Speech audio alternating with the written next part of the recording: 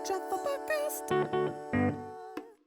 Assalamualaikum and welcome everyone to another episode of the Halal Podcast. But this time it is the Ramadan and Eid Dialogue 2022 edition. Thank you everyone for taking time off your busy schedule to attend this dialogue brought to you by Crescent Rating.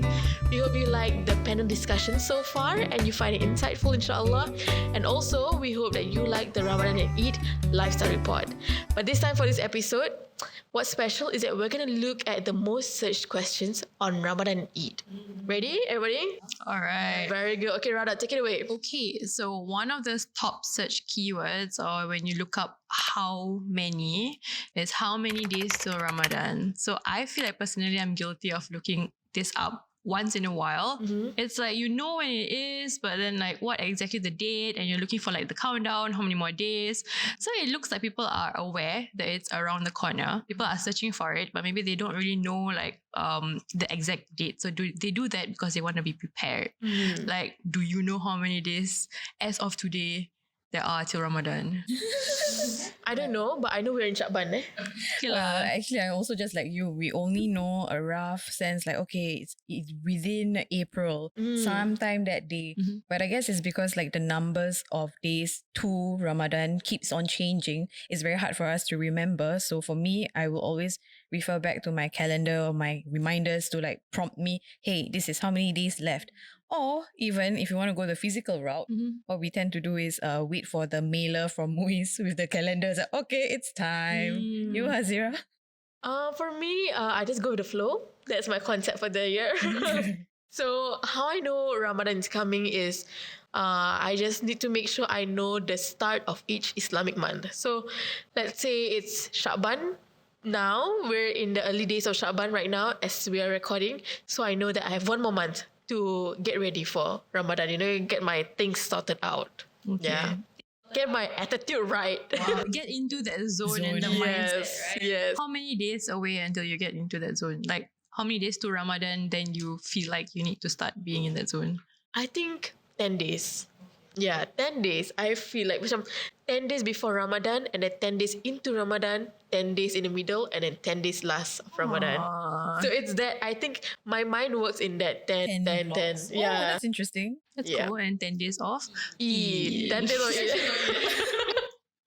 Okay, at the time of recording today, we are 29 days away from Ramadan. By the time this episode airs, we are only a few days. I think like maybe 10 days or less than 10 days. So I hope all your preparations are going well. We'll talk a little bit more about preparations later. But moving on to the next top searched terms is, why do Ramadan dates change? So like I don't know about you, but like as a kid, I never really thought about it. I just know that each year it's on a different year, and I always look forward. Each year it's on a different month. Sorry. Oh, I didn't catch that. Wow. Each year it's a different, it moves lah. Yeah. So I remember always looking forward to it falling during school holidays, because then you can have like an extended Eid break, and then because all your friends are also school friends, so like on weekdays you can also go Hari Raya. Then it was only like later, and I remember not liking it if it falls like in the middle of the week, and just be like, oh, why can't you just take a leave and we go Jalan Raya, this sort of thing, and like so obsessed with Hari Raya. But like, do you know the reason why Ramadan dates changed each year? Well, isn't it because the Islamic calendar follows the moon cycles and it's shorter than the Gregorian calendar? So like somehow or rather I do remember that, or rather how my mind thinks is that every single year our Ramadan will be shifted like about a month earlier. So over time then it'll just reach to January maybe. Very true. I actually anticipate the time when Ramadan is going to be in January, because then we will have the next Ramadan in December within the same year. 2 Ramadans in a year. 2 Ramadans in the year. I don't know how I'm going to do that. I mean, technically it's the same timeline. It's the same difference. But it's just so miraculous that it's in the same year. It's just the idea of having 2 Ramadans in like a year, right? Yeah. Have you guys had that though? 2 Ramadans in a year? Do you remember? I don't remember, but apparently we have lived through it, but I was probably really small. I was too young. Yeah, so we Googled it. Yeah. And the last time that this happened was in 1997. And Hazira is very excited that during this lifetime, we are going to experience Yes. and what 2 Ramadans in a single year. And that, if you want to look forward to it, is in 2030. Yes, which is in 8 years.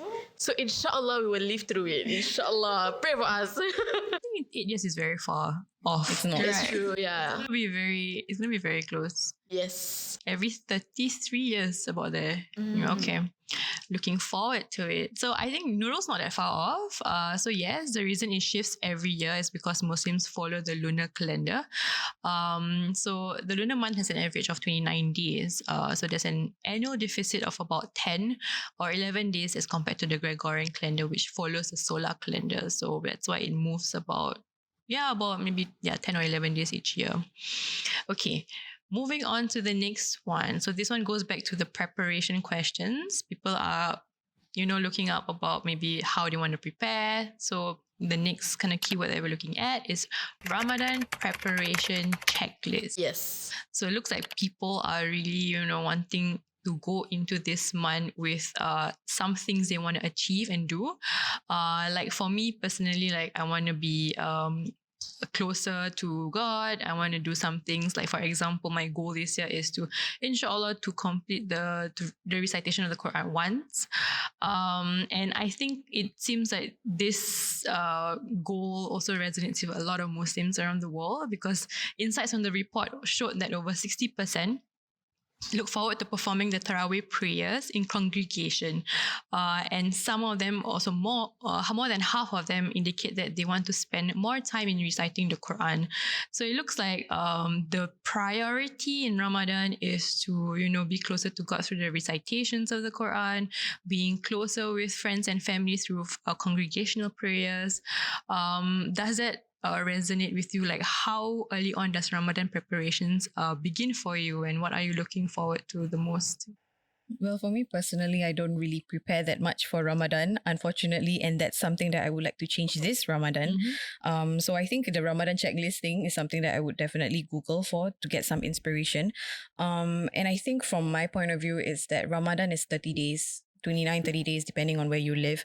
And it's the best time for you to start establishing new habits, new routine, and hopefully that habits can stay on after Ramadan. And I guess like Ramadan is the best time for you to kickstart something, because there's no other distractions for you to be distracted by.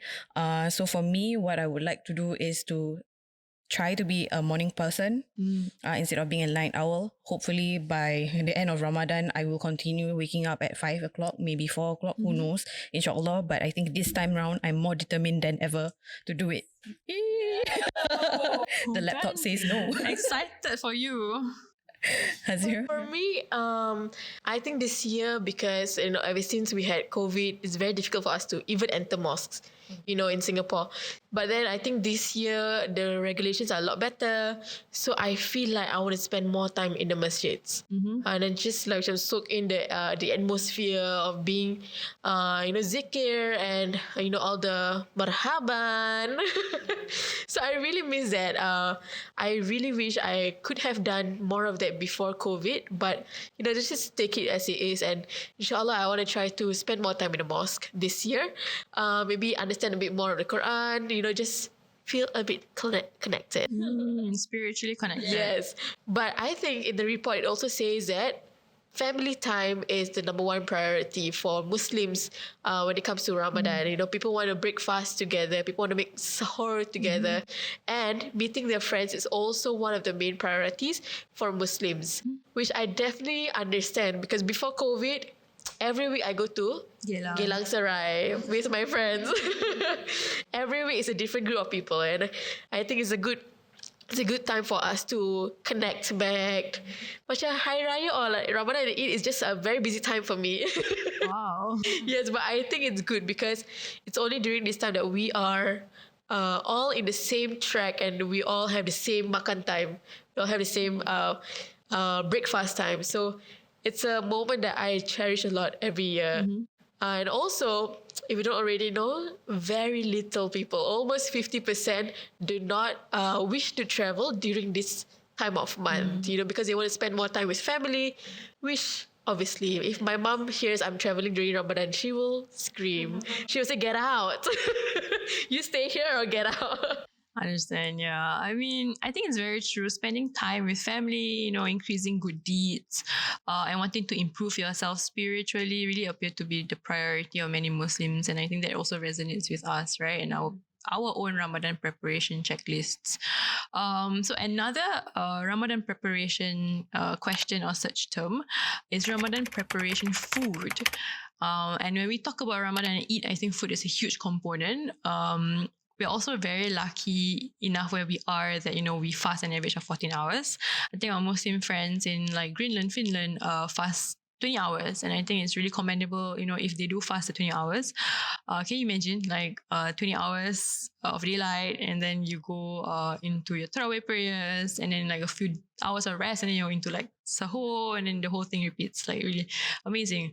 So I've come across many social media accounts lately, like posting like Ramadan recipes, 30 recipes in 30 days, right? Yeah. It has come back. It's a trending thing, like Ramadan recipes for iftar and suhoor, which are easy recipes to follow, things you can do, which I find really, really beneficial. How does food play a part in your Ramadan preparation? Yeah, for me, it's very simple. I guess I would always say to my mom that you are very blessed to have kids that don't really eat that much. So all she needs to do is go to the supermarket to buy nuggets or cereal, and that's about it. So that's she just has to prepare the cereal box on the table, and we'll do it ourselves if we want to eat. But most of the time, we just drink water and we'll be fine throughout the entire day. Yep. So I guess even if we are starving, we tend to remind ourselves that there are other people who are suffering even worse than us, and it gives us more time for us to appreciate what we already have. So during this time, Ramadan, it's when you don't eat you don't eat lunch. So what money that you have can be channeled back into society through charitable works. One of which could be our Pledge Your Lunch campaign that is hosted by Crescent Rating as well as Halal Trip. That's going to be up on Launch Good. So if you are interested in that cause, do look up for it. But if you have any other social causes that you are interested in to donate, this is the best time for you to do so. For me, sahur is it's an individual work. It's not a teamwork. It's really interesting. I've not heard of this before. Yeah. Really? Yeah. Individual work in a way where we just manage our own sahur. Some of us don't wake up, so that's fine. You do your own thing.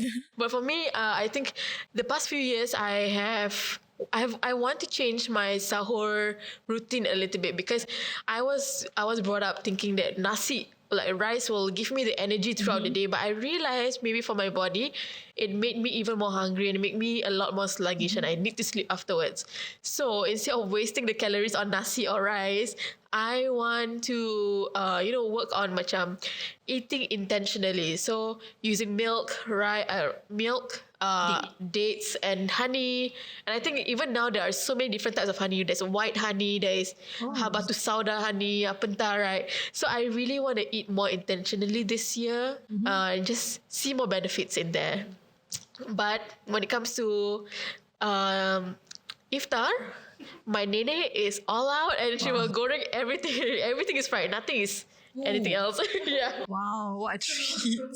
So I think there's a lot of disparity, but I think eating more intentionally is the way to go this year. Yeah, for sure. Like my family, like for sahur, I am like Nurul, so I don't eat a lot. Like I feel like eating a lot during sahur does not really make a difference. Yes. But my mom, my husband, like they must eat rice. So it's a bit of an imbalance. Like it's really a mix of both lah. So it's really interesting how different families have different practices. So anyway, I think regardless, it's really important. I think that we fully maximize the month of Ramadan to do good, so that we can fully reap its benefits, inshallah. Inshallah. Okay, last question for today. How is Eid celebrated? So I think people are searching for, how is Eid celebrated in different parts of the world. This year, 2022, marks the third year that we are celebrating Eid in times of COVID.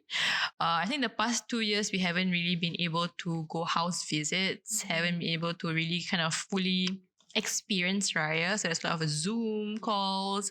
I think this year we're starting to see the light at the end of the tunnel, but let's not speak too soon. You never know. So I mean, how do you hope to celebrate it this year? Well, for me, I'm always looking forward to meeting my grandmother. She's the only grandparent I have left in my family, extended family included.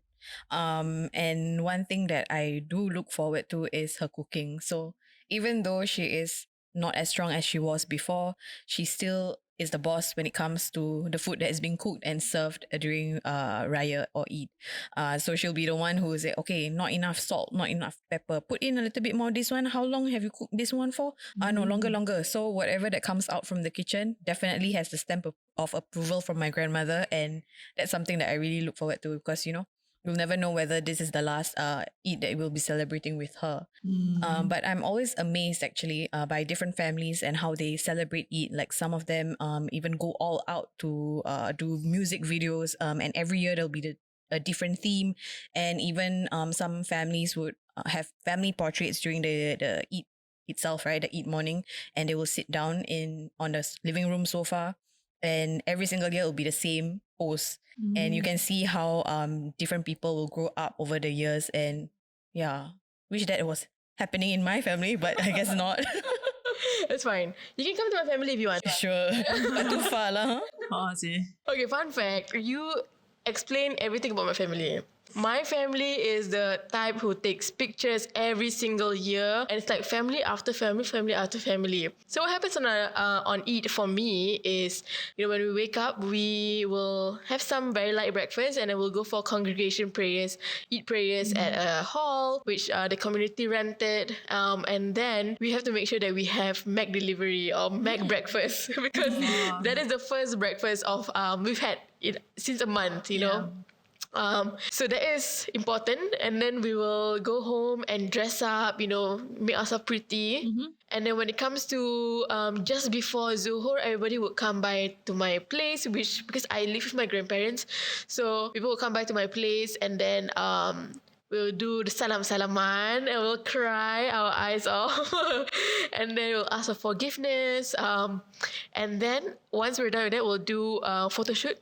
Actually, we'll do photo shoot first because we'll cry, right? Oh, that's true. So we'll do photo shoot first, and then we have okay, this family, okay, you're next, and then one other, okay, next family. So it's a really amazing thing to experience, and I feel like COVID has just been quite of a bummer because you don't get to experience that now. But hopefully, inshallah, maybe this year we will try if it's possible, and then we'll go ahead and go down the pangkat, if you get what I'm saying, the oldest house first, and then moving on. So you have all the grandmother's house in the first day, and then moving on, we'll have different families. The elders and going all the way to the youngest, right? Yes. Yeah, I think hopefully we'll be able to do that. But obviously, safety precautions all in mind. Yes. Please, if you get to visit safely, Just keep in mind.